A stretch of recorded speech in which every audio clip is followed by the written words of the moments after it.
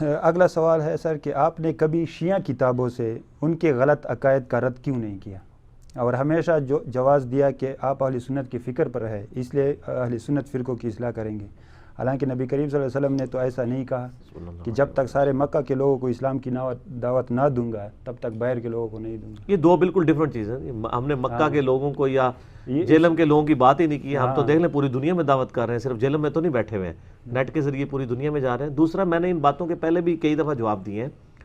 پہلی بات یہ کہ یہ تو الزام ہی غلط ہے کہ ہم نے شیعہ کی کتابوں سے ان کا رد نہیں کیا۔ سر میرا پورا لیکچر ہے مسئلہ 162A، مولا علی علیہ السلام کے 5 خطبات نہج البلاغہ سے، ان کی روشنی میں خلافت راشدہ کے 30 سال۔ دیکھیں شیعہ کے ساتھ ہمارے بنیادی طور پہ 2-3 اختلافات ہیں نا، ٹھیک ہے نا جی، اور وہ اختلاف بھی پھر میں ہی حق رکھتا ہوں کرنے کا، اس لیے کہ جو اس پلیٹ فارم سے ہٹ کے کر رہے ہیں نا وہ خود ان کو منہ نہیں دکھا سکتے۔ مثال کے طور پہ اگر میں کہوں جی نہج البلاغہ میں یہ لکھا ہوا ہے، تو دیوبندی بریلویوں کو تو وہ کہیں گے جی صحیح بخاری میں رفع الیدین لکھا ہوا ہے، تم کیوں نہیں چل رہے اس پہ؟ تو دیوبندی بریلوی کیا بات کریں گے شیعہ کے ساتھ؟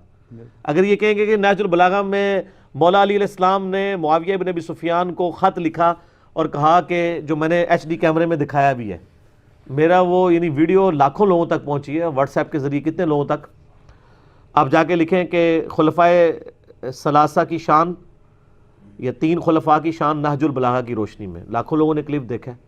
162A مسئلہ میں نہج البلاغہ سے 5 خطبات دکھائے کہ بھئی حضرت علی نے خط لکھا ہے معاویہ بن ابی سفیان کو کہ مجھے انہی اصحاب نے خلیفہ چنا ہے جنہوں نے پہلے 3 خلفاء کو خلیفہ چنا ہے، اور کسی کے لیے جائز نہیں ہے کہ وہ اس خلیفہ کی مخالفت کرے کہ جنہوں نے پہلے 3 خلفاء کو چنا، اور ان اصحاب کی مخالفت اللہ اور اس کے رسول کی مخالفت ہے۔ تو یہ میں نے دکھایا خطبہ، ٹھیک ہو گیا جی، یہی کرنا تھا نا۔ دوسرا اختلاف، یہ تو وہ اختلاف ہے جو پبلکلی ہے، دوسرا اختلاف بھی صرف میں ہی کر سکتا ہوں۔ کیوں؟ دوسرا اختلاف ہمیں سب و شتم کے حوالے سے ہے کہ ممبروں پہ یعنی صحابہ کرام پہ لعنت کرتے ہیں، تو سر یہ سنی کی تو جرت ہی نہیں ہے۔ آپ کر کے دیکھیں، وہ آپ کو کہیں گے حضرت معاویہ حضرت علی پہ لعنت کرواتے تھے، آپ معاویہ کے بارے میں شرعی حکم بیان کریں، تو سر ہم کہیں گے کہ حضرت معاویہ بھی غلط ہے اور آپ بھی غلط ہے، آپ شیعان معاویہ ہو، ہم شیعان علی ہیں۔ شیعان علی وہ ہیں جو خوارج کے لیے بھی دعائیں کر دیں مولا علی نے، اور شیعان معاویہ وہ ہیں جو اسی طریقے پہ چلتے ہوئے آج بھی سب و شتم کر رہے ہیں۔ تو سر یہ بھی اسی پلیٹ فارم سے ہی بات ہو رہی ہے۔ اچھا، اب اللہ کے نزدیک جو سب سے سینسٹیو ایشو تھا وہ توحید تھا، تو سر میرا کون سا لیکچر ہے جو توحید سے خالی ہوتا ہو؟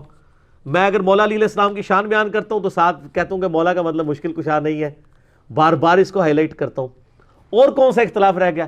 عقیدہ امامت کا رہ گیا، تو عقیدہ امامت پہ میں ان کو بھی کہتا ہوں کہ بھائی انہوں نے تو عقیدہ امامت ڈیوائن مان لیا ہوا ہے کہہ کے، اور آپ نے بغیر کہے مانا ہوا ہے۔ کیا امام حنیفہ، امام شافعی، امام احمد بن حنبل، امام مالک رحمہ اللہ اجمعین کے جو اپنی طرف سے سو کالڈ بنے ہوئے ہیں مقلدین، انہوں نے تو نہیں، اماموں کا تو قصور نہیں ہے، جس طرح عیسائیوں کا قصور ہے نا، حضرت عیسیٰ کا تو قصور نہیں ہے۔ کیا اپنے اماموں سے اختلاف کرنے کے لیے یہ تو بڑے مطلب بدتمیزی پہ اتر آتے، تو ڈیوائن تو انہوں نے بھی مانا ہوا ہے، عقیدہ امامت تو انہوں نے بھی مانا ہوا ہے، ٹھیک ہو گیا۔ حتیٰ کہ میں نے پچھلی دفعہ HD کیمرے میں بھی ہماری ریکارڈنگ چڑھ گئی ہے، یہ تو کہتے ہیں کہ حضرت عیسیٰ علیہ السلام بھی فقہ حنفی کے مطابق عمل کریں گے، ٹھیک ہے سر جی دیکھ لینا۔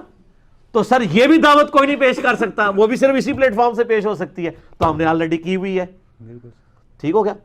باقی رہ گیا ان کی کتابوں سے نٹی گریٹیز بیان کرنا، وہ میں نے نہج البلاغہ سے اتنا کچھ بیان کر دیا ہے کہ لیکچر میں اس کے بعد کسی اور چیز کی ضرورت ہی نہیں ہے۔ ہم تو پوری ڈاکٹرائن کے اوپر بات کر رہے ہیں نا، اہل سنت پہ ہم اس لیے کر رہے ہیں کہ اہل سنت کی جو فکر ہے ہم اس کے ساتھ جو مین سٹریم میں چل رہی ہے اہل سنت فکر، اہل سنت فرقہ نہیں، اس کے ساتھ ہم ایگری کرتے ہیں، تو ہم اس پلیٹ فارم کو یوز کر رہے ہیں۔ تو اس لیے یہاں دیکھیں یہ کتابیں بھی اہل سنت کی رکھی ہوئی ہے نا، تو اس لیے ہم انہی کے پوائنٹ آف ویو سے زیادہ ڈومیننٹ دعوت کر رہے ہوتے ہیں۔ آلموسٹ جو ان کو دعوت پہنچانے والی ہے شیعہ کے حوالے سے وہ ہم نے آلریڈی پہنچا دی ہوئی ہے، یہ بالکل جھوٹا الزام ہے۔ اب یہ چاہتے ہیں کہ ہم وہ لال رومال والوں کی طرح جو ہے وہ گالی گلوچ کے اوپر اتر آئیں، کبھی کوئی چیز چوری کر کے کبھی کوئی چیز چوری کر کے بیان کرنا شروع کر دیں، تو یہ کام تو کرنے کی ضرورت نہیں ہے، ہمیں تو موٹا موٹا مقدمہ بیان کرنا چاہیے نا، وہ ہم نے کر دیا ہوا ہے، ٹھیک ہے۔ تو اصل مسئلہ یہ ہے کہ جو 80% مسلمان جس گمراہی کا شکار ہیں اس گمراہی کو ایڈریس کرنے کی ضرورت ہے، یا 15-20% مسلمان جس گمراہی کا شکار ہیں اس گمراہی کو ایڈریس کرنے کی ضرورت ہے؟ 80%۔ ہاں تو 80% تو سنی ہے نا، اور ان 80 میں سے بھی 80% بغیر رفع دین کے نماز پڑھ رہے ہوں گے، تو وہ ہم جس طرح ہم کہتے ہیں جب تک ہم مسلمانوں کو دعوت حق نہ کریں کافروں کو کیا منہ دکھائیں گے, ٹھیک ہے نا.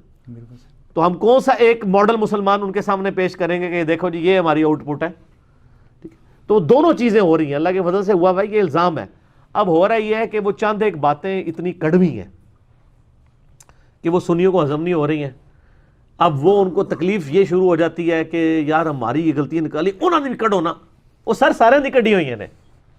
میں آپ کو ایک بتاتا ہوں کہ میں ایک بریلوی عالم کے پاس گیا, میرا وہ ریسرچ پیپر اندھا دھند پیروی کا انجام گستاخانہ عبارتوں والا مسئلہ 71B.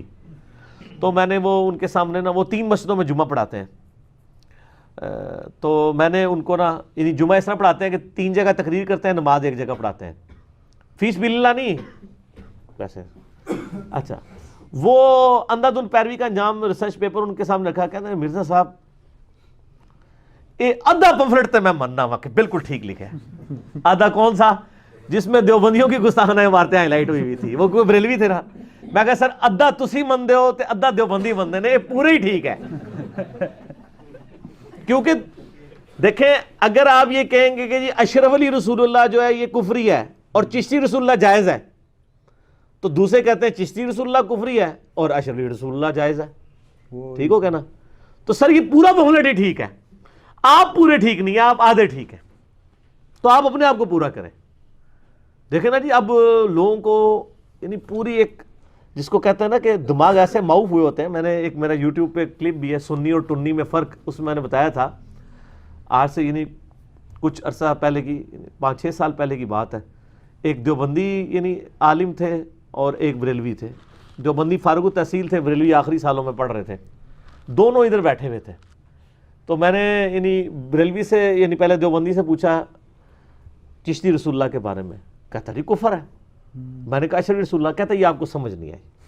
وہ اب میں نے HD کیمرے میں سمجھا دیا ان کو, وہ خواب ہے, خواب ہے. میں نے خواب کیا, اس کے آگے بیداری میں لکھا ہوا ہے کہ میں پڑھ رہا ہوں, ٹھیک ہے.